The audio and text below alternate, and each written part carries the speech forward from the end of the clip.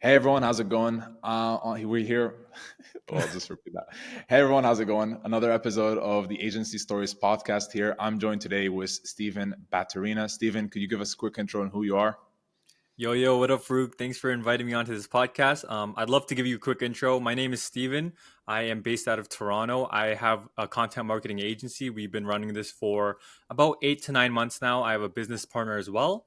And basically, what we do is we help businesses and B2B people who are not content creators create content to build authority, get leads, build their following, and just get their name out there. We also, on the other side of our business, we help celebrities and influencers amplify their content and their brand by repurposing and curating a lot of their current content. So, for example, one of our biggest clients right now is Hasbulla Magomedov. You guys have probably heard of him. Huge name in the UFC space. Nelik Boys, he's friends with those guys a lot. So Hasbulla Magomedov. We also work with a few NBA players. One of the guys is Danny Green. A few other guys I can't name right now, but yeah, that's what we do. And yeah, so last January we collected about $23,000 to $24,000 a month. Or sorry, Last January, we collected about $23,000 to $24,000 USD. MRR is probably between 13 to 14,000, and that's where we are with the business right now. And our goals for February is to just skyrocket that. Congratulations, by the way. You haven't even started the agency like a year ago, and you're already at these numbers. This is like phenomenal, brother. Congrats. Thanks, bro. Uh, I, Thanks. I wanna I wanna get right off the bat since a lot of people probably tuning in with like I'm gonna be using this as like the hook by the way to for the title like Hasbulla and all that same way that you use that with your content too. So Yeah. right off the bat, what's the story behind Hasbulla? How did that kind of happen? Were you already producing content? Were you already running the agency and that some sort of happened, or was it that you actually started working with Hasbulla and as a result you kind of turned that into an agency? Like what's the story? Yeah, so I'll give you the whole origin story. And Farouk, if I talk too long, just say, yo, Steven, like, keep it short. But so about about over a year ago, I was, in school. I was doing my thing. I didn't really know what I was doing actually. I was just in psychology. I didn't want to be there. I wanted to be an entrepreneur, but I was kind of a entrepreneur. I wanted to be someone, but I was just like floating around in school. And then I saw a familiar face on TikTok. It was Cardinal Mason. Cardinal Mason now makes over 100K, probably 200 to 300K a month. And it's crazy because I used to work with Mason back in 2018, 2019. We used to work at a cafe making minimum wage together. So when I saw him Wow. on my For You page making 100K a month, I'm like, what the fuck? We started in the same place together, but now this guy's making 100K a month and I'm jobless in school right now, not wanting to be here. So after seeing Mason on my For You page, I started copywriting. And, with copywriting, I started making a lot of content. I started posting on Twitter, TikTok, Instagram. And one of my outreach one of my outreach methods for copywriting was cold calls. And I didn't want these cold calls to go to waste because I thought they were funny interactions. So I recorded every single one and I posted them on YouTube, Instagram, and TikTok. That built my initial following. And so my videos were kind of blowing up on TikTok because I was kind of flopping in the cold calls. People were screaming at me like, I'm not interested, blah, blah, blah, stop calling me. And one of the people one of the viewers of my cold calls on TikTok, it's a guy, he's my business partner now. His name is Omar. TikTok, or sorry, his name is Omar. His Twitter is Omar the Creator. He saw my cold calling video on TikTok. He's like, yo, this guy is hilarious. Let me reach out to him on Twitter. So he reached out to me on Twitter. But he didn't reach out to me from his personal page. He reached out to me from a Hasbulla page. This page had 1.5 million followers on Twitter, and it was Hasbulla. I was like, yo, what the fuck is Hasbulla reaching out to me on Twitter right now? Then I realized Hasbulla doesn't speak English.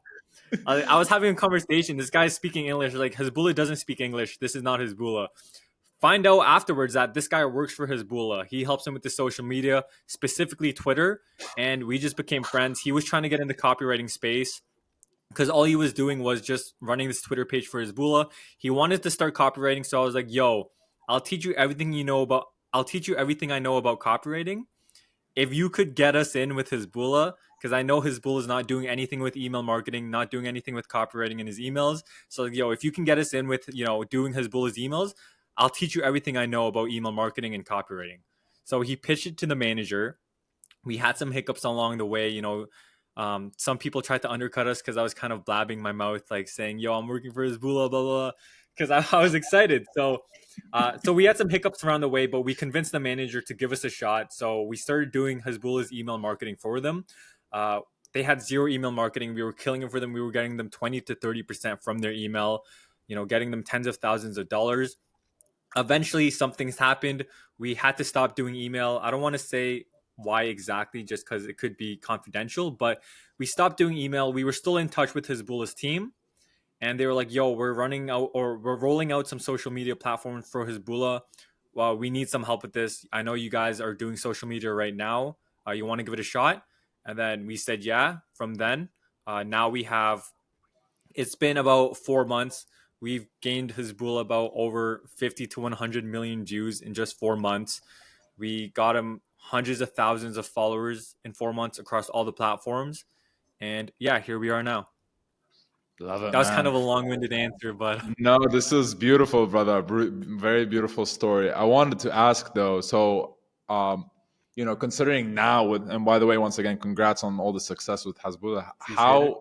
How have you how have you then been able to leverage this? How much of an impact has Hasbullah's like the growth that you've brought for his accounts basically kind of help you with the whole the marketing and the sales process?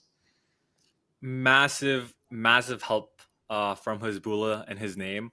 So we've been slacking on the sales asset side from his, using Hasbulla's name and stuff, but just using Hasbulla's name in cold outreach and cold emails and stuff like that has been crazy. We have some other clients as well who are huge that I can't even believe I'm working for them right now. I can't say who once again, but the only reason we got here is because of Hasbulla. So Hasbulla definitely helped us put the foot in the door with a lot of these other celebrities. And without Hasbulla, we wouldn't have been able to work for some of these other guys we're working for right now. Yeah. And it just Let's built, not honestly, a lot of credibility and authority for sure. For sure, but let's not forget then it's combined. You combine that with then the fact that you actually do good. You're right. You can actually get people Yeah, results. 100%. Hezbollah just helped us put the foot in the door, and then we kind of Yeah, just, just yeah, use that as a wedge to break the door down. I don't right. know. I can see you taking a lot of UFC fighters, especially how big Hezbollah is in the UFC space. So that's amazing. I'm a huge UFC fan, by the way. Yeah. So Oh, huge UFC fan. There's another client who I can say is he's an announcer for UFC. which one? His name is John Anik. Are you serious? Yeah, so we do a lot of his short form content too on YouTube, Instagram, TikTok. Yo, dude, I'm a fangirl over you. Okay, Yeah, that dude, this is phenomenal. You should produce more content about John Anna because he's actually very big on just in social media in general. yeah. I'll see. We just started working with them a month ago though. I think they're chill with me saying that, but I'll have to double check before you upload this anywhere. Yeah, if you want me to cut anything out, just please do let me know afterwards as Yeah, well. for sure. Also, let's see. So I wanted to zoom in. You did mention a bit about like the whole setback that you had at beginning, Mhm. but you said you could talk about that. What are other setbacks though that you dealt in the journey? Because obviously, like there isn't just it's not just all uphill, right? Like there were probably like other things, maybe more towards the operational standpoint. Like, were there any points where you felt like you weren't able to get like your clients or Hasbulla or whoever it may be, like the actual results, especially that you're just starting out and trying to figure out a lot of things along the way? Yeah. Well, the hardest part, especially when starting out, is just to keep going. It's very dreadful, to do a lot of these actions day to day and then nothing, to show for it. Like outreach, cold emails. Like the first 4 months, the first 6 months of, what I was doing, I just wanted to, even now it's hard, but especially at the beginning, it's the hardest because you don't really have any momentum. You're starting from ground zero and you don't know anything about anything, right? So the hardest part is just to keep going because you start asking yourself, is this worth it? I'm putting in so much time, so much effort, and in some circumstances, money.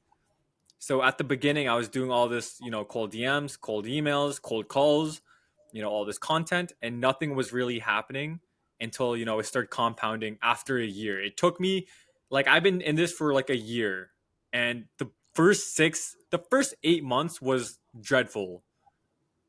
just because nothing was really happening. And just to stay in it after that long, like that's the hardest part, is just to stay in it with nothing happening. So my whole journey was a setback. If you're What kept asking you, about, what kept you going though? Then in this case, dude, well, I dropped out of school. I knew I didn't want to go to school. I had like no backup plan. So like I didn't have a degree to fall on or I didn't have a degree. Let me start. I didn't have a degree to fall back on. I didn't really have a plan. I knew my whole life I wanted to be an entrepreneur. I wanted to, do my own thing. So this was my only option. And I don't know if that sounded corny or not, but like I really didn't want to go back to school. I didn't want to have like a normal job. This was it. Like it's this or nothing, yeah. essentially.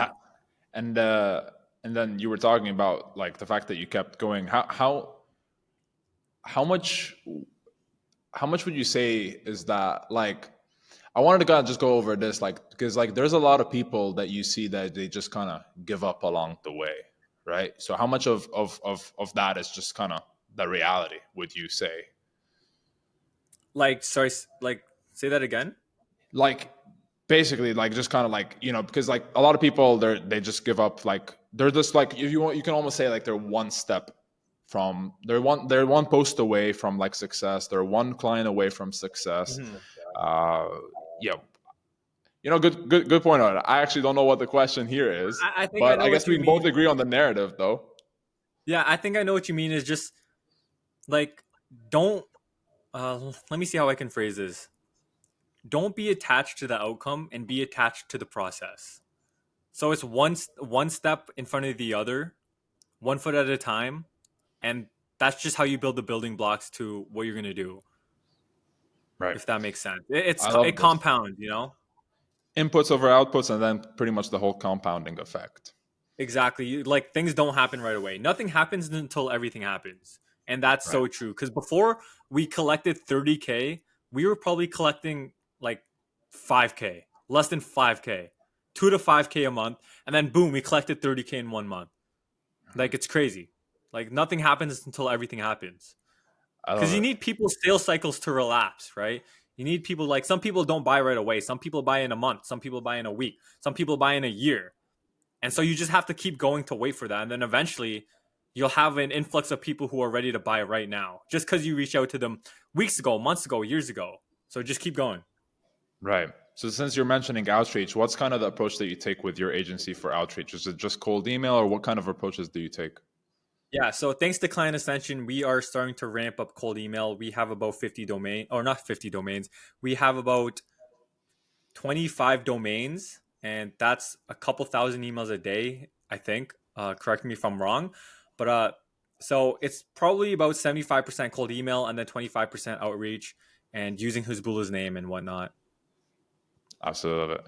And Mhm. brother, if let's go kind of talk a bit more about the audience here. Anybody that's just starting this out, anybody that wants to start an agency, regardless if they actually have a big name behind their brand at the beginning or not, what would you say would be some advice that you would give to somebody that's just starting out so that they can maximize their chance of success? So like me a year ago, right?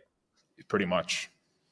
I would say so. I have two answers to this, but before I say that, first it's a mindset thing. Like everyone wants to do this, everyone wants to do that. I always hear a lot of people saying, "Oh, I'm going to be so rich," but they're not doing anything to do that. You know what I mean? So you have to back up your words with action, and like yeah, you have to back up your words with action. It starts with the mindset thing, right? Um, I don't know where I was going with that, but my two answers for what I would say to people starting out is there's two ways to do this. I would say one, this is what I did. I just put my foot in the water, or I don't know what the phrase is, but I put if I could talk my one foot into the door, basically. Yeah. Or yeah, no, one foot yeah, in the door, or dipping my I toes in the think that's water. it. But what I would say to someone starting out is honestly, I would do sales. That's what I started out 2 years ago. Before I even started this agency, I did sales, and I did a door to door sales job for about 6 to 7 months.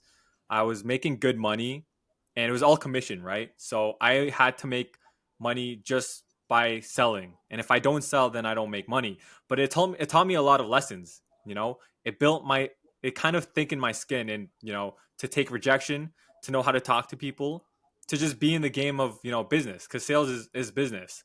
So I think I would suggest for anyone thinking about starting out is overcome your fears, because I know it's a scary thing to do, but do door to door sales.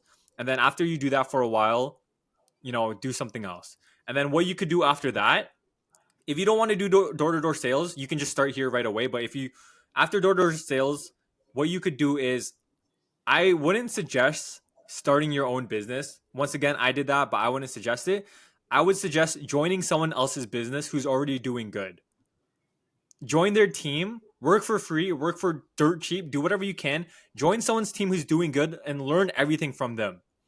That's a lot better than starting a business, a brand new business by yourself and learning everything from zero with no help.